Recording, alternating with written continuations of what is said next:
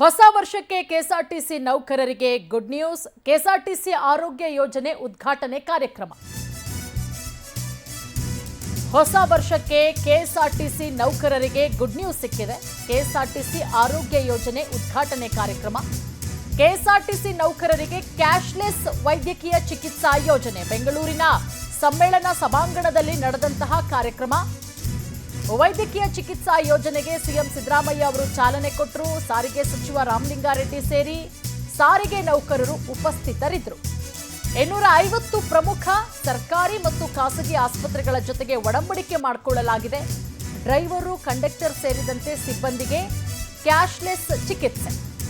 ಸಾರಿಗೆ ನೌಕರರ ಮನೆಯ 6 ಜನರಿಗೆ ಕಾರ್ಡು ಲಾಭದಾಯಕವಾಗುತ್ತೆ. ಕೆಎಸ್ಆರ್ಟಿಸಿ ನೌಕರರು ನಿವೃತ್ತಿಯ ತನಕ ಈ ಸೌಲಭ್ಯಗಳನ್ನು ಪಡ್ಕೊಳ್ಬಹುದು. ಕೆಎಸ್ಆರ್ಟಿಸಿ ನೌಕರರ ಆರೋಗ್ಯ ಯೋಜನೆ ಇದೆಯಲ್ಲ, ಅದು ಬಹಳಷ್ಟು ಅವರ ಇಡೀ ಕುಟುಂಬಕ್ಕೆ ಅನ್ವಯ ಆಗ್ತಕ್ಕಂಥದ್ದು.